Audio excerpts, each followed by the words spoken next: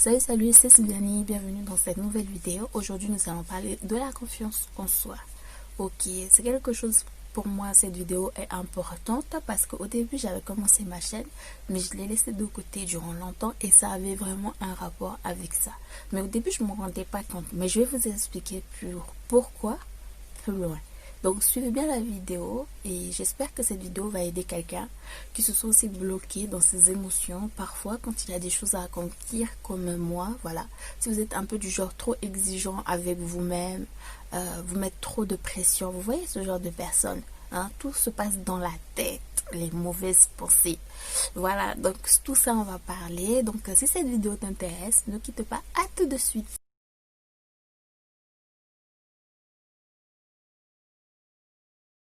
La confiance en soi se passe principalement dans la tête. C'est ça qu'il faut savoir, c'est que dès qu'on a quelque chose de nouveau qu'on veut accomplir, dès qu'on est un peu mis en danger, on a des choses importantes à préparer, on a des pensées négatives qui nous envahissent. On se met vraiment la pression. Des fois, pour certaines personnes, ça peut aller jusqu'à des mal de ventre, des mal de tête, des migraines. On est obligé de prendre des cachets pour pouvoir se stabiliser émotionnellement. Donc c'est comme si c'est la guerre, la bataille au niveau de nos émotions. C'est comme si tout allait s'écrouler et il y en a même des fois. Ils ont tellement la pression que voilà, ils peuvent tomber dans les pommes tellement que la pression peut être forte. Donc nos pensées vraiment créent nos mouvements, créent ce qu'on est. Et souvent ces pensées négatives viennent principalement au moment où on veut accomplir des grandes choses. Des fois, pour d'autres, ça peut être un entretien d'embauche. Pour certaines personnes, ça peut être passer un examen. Pour d'autres, ça peut être tout simplement parce qu'on a des projets, on a des objectifs à réaliser. Du coup, on se met la pression parce que on se compare aux autres ou parce que on se croit qu'on n'est pas à la hauteur, tout simplement. Et du coup, en fait, toutes ces mauvaises pensées, toute cette mauvaise énergie ne nous laisse pas naturel, ne nous fait pas montrer le meilleur de nous. Donc la solution pour pouvoir contrebalancer des pensées négatives, ce ne peut être que des pensées positives. Quel genre de pensées positives peut-on dire qui pourrait venir contrebalancer nos mauvaises pensées? Il y a du style, je suis sur la bonne voie. Oui, pourquoi? Il faut se dire qu'on est sur la bonne voie. Parce que quand on fait quelque chose, on ne peut donner que ce qu'on a. Donc on ne peut pas faire plus que ce qu'on a, on ne peut pas faire moins que ce qu'on n'a pas. Le mieux c'est de se dire que j'ai fait et je suis sur la bonne voie. J'ai mal au ventre mais je suis quand même allée à mon entretien. J'ai peur mais je suis quand même allée à mon examen parce que c'est important pour moi. Ce sont des pensées qui viennent comme contrebalancer ces mauvaises pensées. Ou alors je vais utiliser une autre stratégie. Pourquoi? Parce que le fait de faire toujours la même chose avec toujours les mêmes pensées négatives, ça n'apporte pas de résultat.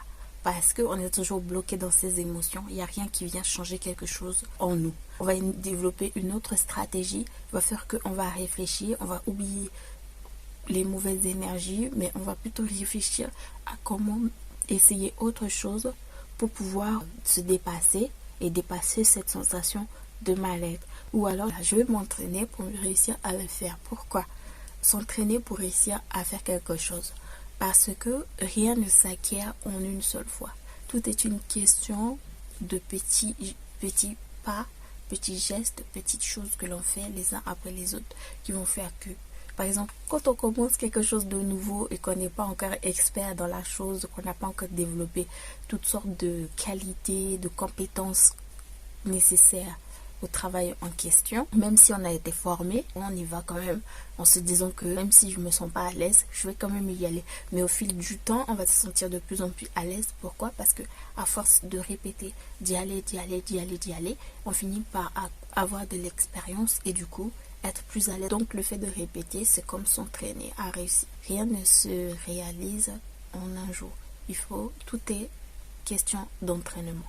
Voilà pourquoi même pour mes vidéos, j'ai décidé de continuer parce que j'avais compris que si je ne m'entraîne pas, je ne pourrais pas avoir des vidéos de qualité. Donc du coup, j'ai décidé de faire une vidéo chaque jour pendant tout le confinement afin de m'améliorer. Le but, c'est d'identifier ce qui nous bloque et de trouver des petites actions qu'on pourrait mettre en place qui viendraient changer ce qui nous bloque. Donc le fait aussi de faire des erreurs, c'est quelque chose de normal. Parce que si on n'identifie pas nos erreurs, on ne peut pas savoir qu'est-ce qu'il faut améliorer pour pouvoir avoir des résultats dans la vie. Donc les erreurs, ce ne sont pas quelque chose qu'on doit vivre comme une punition. Moi, je sais que je suis quelqu'un, à la base, je suis très exigeante avec moi-même. Je n'aime pas me tromper, je n'aime pas rater quelque chose. Et je sais que à une époque dans ma vie, le fait de rater quelque chose faisait que je pouvais même abandonner complètement la chose. J'avais l'impression que le fait d'avoir raté une fois, que c'était vraiment la fin du monde, que c'était fini. C'est comme si je réessayais une deuxième fois, je vais encore rater. Donc moi, en fait, si je ne réussis pas, c'était comme si je ne réussissais pas du premier coup, c'était toutes les autres chances étaient gâchées. Et ça, c'était une croyance que j'avais vraiment dans mon esprit et j'y croyais à fond. Donc le fait de rater une seule fois, au lieu de me dire c'est pas grave, je vais mieux m'entraîner, je vais réviser plus ou je ne sais quoi encore. Et du coup, retenter ma chance, et ben non, moi je vais plutôt aller dire, et ben si j'ai raté, en fait c'est fini. Il n'y a pas de seconde chance, il n'y a pas de deuxième chance, de troisième chance. Au permis de conduire, il y a plusieurs chances. Au code, il y a plusieurs chances. Mais dans nos têtes, des fois, on pense que une seule erreur, c'est foutu. La vie est faite d'erreurs. Et c'est ça qui nous fait progresser. Sans erreur, on ne peut pas progresser. Donc ça, c'est les règles de la vie. Il faut vraiment les adapter. Et souvent, je sais que dans nos familles, des fois, les gens n'acceptent pas toujours qu'on fasse des erreurs. Si on fait une erreur, tout de suite, il y en a qui peuvent rigoler, il y en a qui peuvent vraiment pointer ça. Et alors que pour nous, déjà, c'est un handicap, mais le fait que les autres pointent ça, ça vient encore surenchérir le désordre qu'on a dans la tête, la confiance, quoi. Donc, c'est très important de vraiment contrebalancer ses pensées. Et je sais que c'est vraiment un combat parce que c'est comme si on ne le fait pas, c'est là quoi. C'est quelque chose qui n'a pas, parce que c'est comme si ça fait partie de notre personnalité.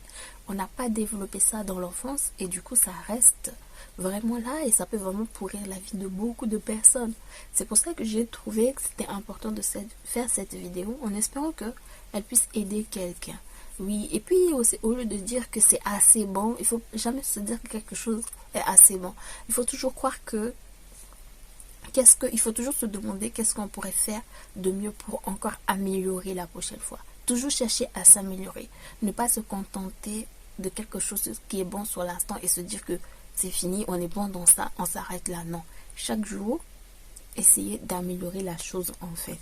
De s'améliorer mentalement, d'améliorer ses pensées. Donc c'est vraiment quelque chose à appliquer tous les jours. Donc moi je vais essayer de vraiment appliquer ça durant tout le mois de confinement. Je vous dirai à la fin du mois de confinement comment je me sens. Est-ce que j'ai plus confiance en moi encore? Est-ce que quelque chose a changé en moi en un mois?